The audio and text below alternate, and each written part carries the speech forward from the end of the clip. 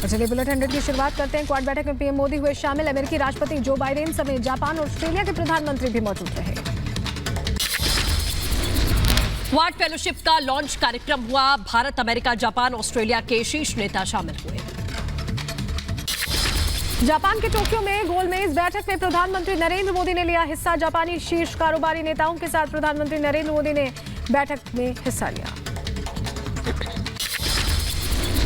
प्रधानमंत्री नरेंद्र मोदी, अमेरिकी राष्ट्रपति बाइडेन और जापान के पीएम किशिदा ने इंडो पैसिफिक इकोनॉमिक फ्रेमवर्क बैठक में हिस्सा लिया। जापानी पीएम ने कहा, जापान, अमेरिका, भारत और क्षेत्रीय भागीदारों के सहयोग से हिंद प्रशांत क्षेत्र के स्थिर समृद्धि में योगदान रहा। Indo Pacific economic framework event, PM Modi का संबोधन। बोले, इंडो पैसिफिक में भारत प्रमुख केंद्र, विश्व व्यापार का केंद्र भारत बना। टोक्यो में प्रवासी भारतीयों को प्रधानमंत्री मोदी ने संबोधित किया। कहा, जापान से हमारा रिश्ता आत्मीयता और अपनेपन का रिश्ता। भारत जापान के बीच में मजबूत संबंध। ज्ञानवापी विवाद पर जिला कोर्ट में हुई सुनवाई। कोर्ट आज सुनाएगा फैसला। दोनों पक्षों के वकीलों ने कोर्ट में दी दलीलें। ज्ञानवापी परिसर में रोक के बावजूद वजू करने का आरोप। सीजेएम कोर्ट में एफआईआर दर्ज करने की याचिका दी गई। मामले में वकील अश्विनी उपाध्याय ने दी एक और याचिका। अर्जी में मस्जिद कमेटी की याचिका को खारिज करने की मांग की गई। कहा, धार्मिक स्वतंत्रता के अधिकार से जुड़ा है ये मामला। ज्ञानवापी मामले में विश्व हिंदू परिषद के प्रवक्ता विनोद बंसल का बड़ा बयान। बोले, काशी में सत्य का पता चला तो कांग्रेसी, सपाई और फव्वारा गैंग धमकी देने लगे। राष्ट्रवादी सरकार और जागरूक जनता जवाब देना जानती है। रिपब्लिक भारत पर याचिकाकर्ता सीता साहू ने कहा, हमारी श्रद्धा और आस्था का मजाक बनाया जा रहा है। दीवारें तोड़ी जाएं तो मिलेंगे सबूत। काशी विश्वनाथ ज्ञानव्यापी मुक्ति आंदोलन प्रमुख ने भगवान शिव से मांगी कान पकड़कर माफी। कहा, 300 सालों से नहीं हो पाई कथित स्वयंभू लिंग की पूजा। मथुरा श्री कृष्ण जन्मभूमि विवाद मामले में 1 जुलाई को होगी सुनवाई। ईदगाह में प्रवेश और शुद्धिकरण की मांग को लेकर हिंदू महासभा ने अदालत में दिया है प्रार्थना पत्र। अयोध्या में 1 जून को होगा राम मंदिर के गर्भगृह का निर्माण। सीएम योगी गर्भगृह की पहली ईंट रखकर आगाज करेंगे। दिसंबर 2023 तक गर्भगृह में रामलला के दर्शन शुरू होंगे। यूपी के सीएम योगी आदित्यनाथ ने आंधी, तूफान, बारिश और आकाशीय बिजली गिरने की घटनाओं का संज्ञान लिया है। प्रभावित जिले के जिलाधिकारियों को निर्देश दिए। पीड़ित लोगों को तत्काल राहत पहुंचाने का निर्देश दिया। यूपी विधानसभा के पहले सत्र का आज दूसरा दिन। राज्यपाल के अभिभाषण पर होगी आज सदन में चर्चा। सदन में सरकार को अलग अलग मुद्दों पर घेरने की तैयारी में सपा समेत विपक्षी दल। सत्र के पहले दिन विधानसभा में सपा विधायकों ने हंगामा किया। सपा नेता आजम खान ने शपथ लेने के बाद विधानसभा की कार्रवाई में हिस्सा नहीं लिया। आज आजम की मौजूदगी को लेकर एक बार फिर से सबकी निगाहें टिकी रहेंगी। यूपी में बजट सत्र के पहले दिन विधानसभा में सपा विधायकों ने हंगामा किया। बेरोजगारी, महंगाई के मुद्दे पर योगी सरकार के खिलाफ प्रदर्शन किया। सपा विधायकों ने विधानसभा में नारेबाजी की। रामपुर में बसपा नेता ने सुरेंद्र सिंह सागर आजम खान को दिया बीएसपी में शामिल होने का न्योता। कहा, बीएसपी में उनको सम्मान मिलेगा, बहुत बड़ा पद भी दिया जाएगा। दिल्ली के नए एलजी बने विनय सक्सेना। राष्ट्रपति रामनाथ कोविंद ने की नियुक्ति। अनिल बैजल की जगह लेंगे। खादी ग्रामोद्योग के अध्यक्ष हैं विनय सक्सेना। उत्तराखंड में अवैध रूप से बनी मजारों पर होगी कार्रवाई। संरक्षित वनों में जीव जंतुओं को दिक्कत हो रही है। सीएम धामी बोले, अतिक्रमण बर्दाश्त नहीं, होगी कार्रवाई। नितिन गडकरी उज्जैन को देंगे 12,000 करोड़ की सौगात। बीजेपी सांसद अनिल फिरोजिया बोले, मैं विश्व का सबसे महंगा सांसद। मेरे संसदीय क्षेत्र का विकास कार्य मेरे वजन कम करने पर आधारित। संजय राउत के खिलाफ में 100 करोड़ का मानहानि का दावा। बीजेपी नेता किरण सोमैया की पत्नी मेधा किरट ने दायर किया केस।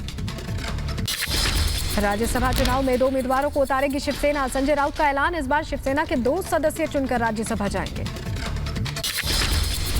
महाराष्ट्र के औरंगाबाद में शिवसेना कार्यकर्ताओं ने बीजेपी के पोस्टर फाड़े। बीजेपी के कार्यक्रम को लेकर लगाए गए थे पोस्टर। संसदीय विशेषाधिकार समिति के सामने सांसद नवनीत राणा ने रखा अपना पक्ष। गिरफ्तारी और थाने में हुए कथित अमानवीय व्यवहार पर कार्रवाई की मांग रखी। बिहार के मुख्यमंत्री नीतीश कुमार ने जातीय जनगणना को लेकर सर्वदलीय बैठक बुलाई। बोले, बिहार विधानसभा ने इसे 2 बार पारित किया। बिहार में सियासी हलचल तेज। मुख्यमंत्री नीतीश कुमार ने विधायकों को पटना न छोड़ने का निर्देश दिया। 72 घंटे तक पटना में ही रहेंगे सारे विधायक। कश्मीर के पट्टन में सरपंच की हत्या में शामिल लश्कर के 3 आतंकी गिरफ्तार। सुरक्षा बलों ने आतंकियों के पास से भारी मात्रा में हथियार बरामद किए। जम्मू कश्मीर में सुरक्षा बलों को मिली बड़ी कामयाबी। लश्कर और टीआरएफ के 2 आतंकियों को गिरफ्तार किया गया। 15 पिस्टल, 30 मैगजीन्स के साथ भारी मात्रा में गोला बारूद बरामद। हिमाचल प्रदेश के धौलाधार रेंज में ताजा बर्फबारी देखकर लोगों के चेहरे खिले, मौसम सुहाना हुआ। उत्तराखंड में मौसम विभाग ने जारी किया ऑरेंज अलर्ट। केदारनाथ यात्रा पर प्रशासन ने फिलहाल लगाई रोक। गुप्तकाशी से करीब 5000 लोगों को रोका गया। हेलीकॉप्टर सेवाएं भी बंद। दिल्ली में भारी बारिश लोगों के लिए बनी मुसीबत का सबब। प्रहलादपुर अंडरपास में जलभराव के बीच में फंसा ट्रक, आवाजाही ठप हुई। राजधानी दिल्ली में मौसम ने ली करवट। तेज आंधी के साथ जोरदार बारिश। कई इलाकों में जलभराव। तेज आंधी से सैकड़ों जगह टूटे पेड़। दिल्ली में भारी बारिश का उड़ानों पर पड़ा असर। 19 उड़ानों को जयपुर, लखनऊ, इंदौर, अमृतसर और मुंबई डाइवर्ट किया गया। दिल्ली के कई इलाकों में तेज बारिश और आंधी से यातायात बाधित हुआ। सड़कों पर गाड़ियों की लंबी कतारें। बारिश से लोगों को परेशानी हो रही है। असम में बाढ़ का प्रकोप। निचले इलाकों का हाल बेहाल। 7 लाख से ज्यादा लोग बाढ़ से प्रभावित हुए। हरियाणा के गुरुग्राम में तेज हवाओं के साथ जबरदस्त बारिश। शहर के कई इलाके जलमग्न हो गए। लोगों को हो रही है परेशानी। गुरुग्राम में बारिश के बाद में भारी जलभराव। भारी बारिश के बाद में बस में भरा पानी। जल जमाव से सड़कें लबालब हुई। नोएडा में तेज हवाओं के साथ हुई बारिश से लोगों को भीषण गर्मी से राहत मिली है। अगले 2 दिनों तक तेज बारिश की संभावना। यूपी की बहराइच में तेज आंधी और मूसलाधार बरसात के चलते जगह जगह गिरे पेड़ और खंभे। प्रचंड गर्मी से लोगों को मिली राहत। यूपी के बुलंदशहर में तेज बारिश से मौसम हुआ सुहाना। भीषण गर्मी से मिली राहत। आसमान में छाए काले बादल। केदारनाथ धाम में बारिश और बर्फबारी के बाद में गिरा पारा। कड़ाके की सर्दी को देखते हुए यात्रियों के जलाए गए अलाव। झारखंड में पंचायत चुनाव के तीसरे चरण का मतदान आज। तीसरे चरण में 19 जिलों में डाले जाएंगे वोट। मतदान को लेकर सुरक्षा व्यवस्था के कड़े इंतजाम। उत्तर प्रदेश के बलिया में अतिक्रमण पर चला प्रशासन का बुलडोजर। अवैध टैक्सी स्टैंड पर अवैध कब्जा प्रशासन ने हटाया।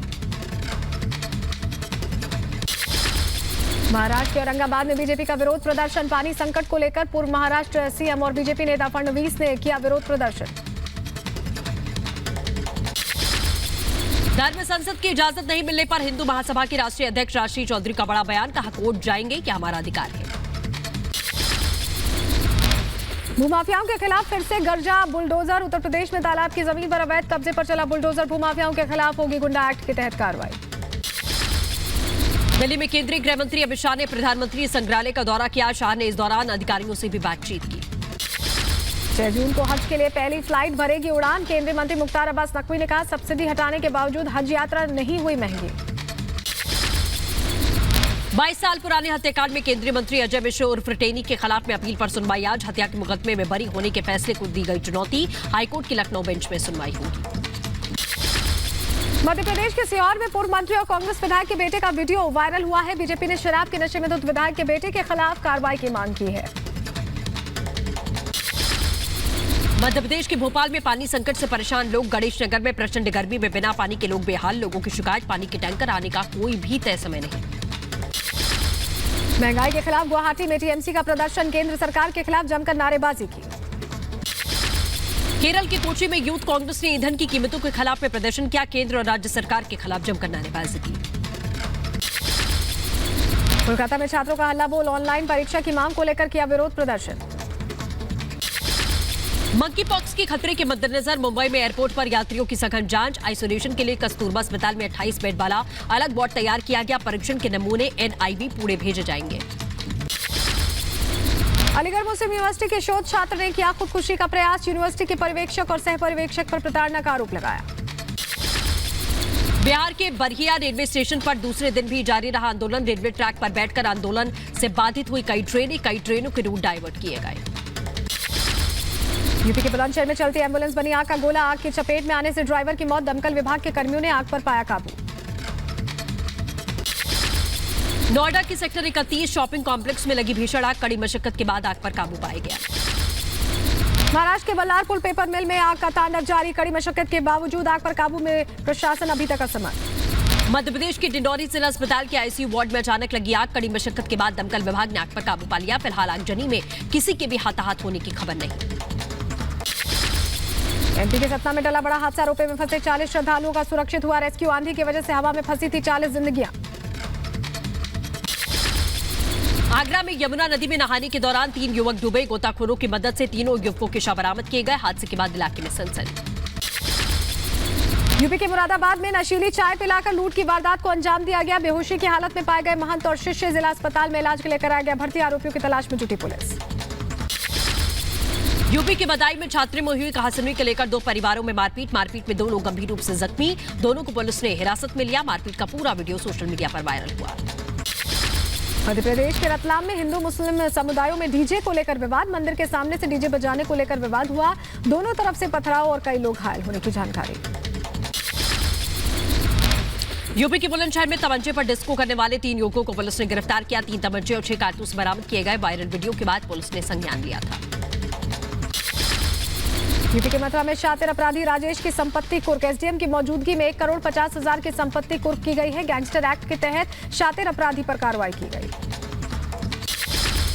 यूपी की मुरादाबाद पुलिस की बड़ी कार्रवाई। कुख्यात अतीक अहमद का 31,52,000 का मकान कुर्क। आरोपी के खिलाफ में चोरी, लूटपाट और रंगदारी के दर्ज मुकदमे कई। यूपी के झांसी में अपराधियों के खिलाफ अभियान चला रही है पुलिस। गैंगस्टर के आरोपियों की अचल संपत्ति की गई कुर्क। प्रशासन की कार्रवाई से अपराधियों में हड़कंप मच गया। यूपी के कानपुर में पुलिस ने 15,000 की नामी बदमाश जिशान को गिरफ्तार किया। रंगदारी समेत कई मामलों में दर्ज है मुकदमा। गिरफ्तार बदमाश के गिरोह का पता लगाने में जुटी है पुलिस की टीम। यूपी के झांसी में बीजेपी नेता पर गुंडागर्दी का आरोप। टोल टैक्स मांगने पर कर्मचारी को दौड़ाकर पीटा। मारपीट का पूरा मामला सीसीटीवी में कैद। ग्राम प्रधान समेत 30 लोगों के खिलाफ केस दर्ज। यूपी के कानपुर में धर्मांतरण मामले का पर्दाफाश। नाबालिग लड़के का धर्म परिवर्तन कराकर कराया गया निकाह। बजरंग दल के कार्यकर्ताओं के हंगामे के बीच में दर्ज की गई रिपोर्ट। राजस्थान के जोधपुर में धर्मांतरण के आरोपी पादरी और उनकी पत्नी गिरफ्तार। हिंदू संगठनों ने धर्मांतरण का आरोप लगाया था। धर्मांतरण का विरोध करते हुए किया हनुमान चालीसा पाठ।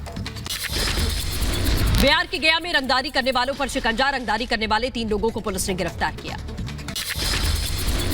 उत्तर प्रदेश के सीतापुर में तेज आंधी के चलते गिरी दीवार। हादसे में 2 बच्चियों समेत 4 लोगों की मौत हो गई। जम्मू कश्मीर के रामबन में उपजिला अस्पताल की बड़ी लापरवाही। नवजात शिशु को डॉक्टरों ने मृत घोषित किया। दफनाते समय मासूम को रिश्तेदारों ने पाया जिंदा। मामले में नर्स और सहकर्मी सस्पेंड किए गए। भारत में 15,000 से कम हुए कोरोना के एक्टिव केसेस। पिछले 24 घंटे में कोविड के 19,022 केसेस सामने आए हैं।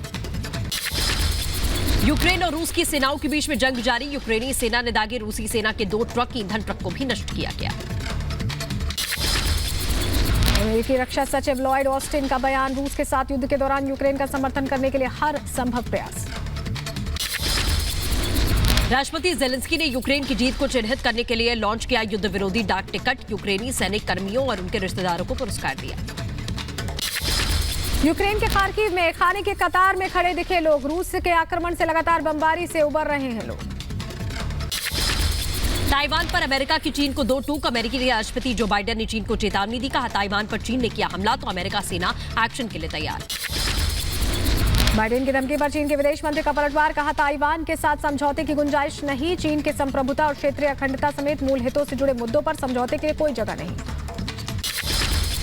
थाईलैंड में बैंकॉक के नए गवर्नर बने पूर्व परिवहन मंत्री चार्चार्ड रिकॉर्ड 30 उम्मीदवारों को हराया। श्रीलंका में रसोई गैस की मारामार मची हुई है। सिलेंडर भरवाने के लिए सड़कों पर लंबी कतारें देखी गई। आर्थिक संकट के बीच गैस और फ्यूल के लिए लोग दर-दर भटकने को मजबूर हुए। उत्तरी कोरिया में कोविड के कहर के बीच में बिना मास्क दिखाई दिए किम जोंग उन। अपने पथ प्रदर्शक के अंतिम संस्कार में पहुंचे थे। किम तस्वीरों में बिना मास्क दिखाई दिए। कोरोना को लेकर विश्व स्वास्थ्य संगठन की चेतावनी। कहा महामारी अभी खत्म नहीं हुई है। कोरोना से मिलकर लड़ने की अपील की। ईरान के इस्लामिक रेवोल्यूशन गार्ड्स कॉर्प्स के कर्नल की गोली मारकर हत्या। कर्नल हसन सैयद खुदोई को घर के बाहर गोली मारी गई। क्रोएशिया में फुटबॉल मैच के बाद हुई हिंसक झड़प। पुलिस ने फुटबॉल प्रशंसकों पर चलाई गोलियां। गोली लगने से कम 35 लोग घायल हो गए। तालिबान ने महिला टीवी एंकर को चेहरा ढकने का आदेश दिया। मानवाधिकार कार्यकर्ता ने आदेश की निंदा की। कुछ चैनल्स ने इस आदेश का पालन भी किया। बगदाद में एक बार फिर धूल भरी आंधी ने बढ़ाई लोगों की मुश्किलें। अधिकारियों ने स्कूलों और विश्वविद्यालयों में 1 दिन की छुट्टी का ऐलान किया। बगदाद में रेतीले तूफान की वजह से लोगों को सांस लेने में दिक्कत का सामना करना पड़ा। कई लोगों को अस्पताल में इलाज के लिए भर्ती किया गया।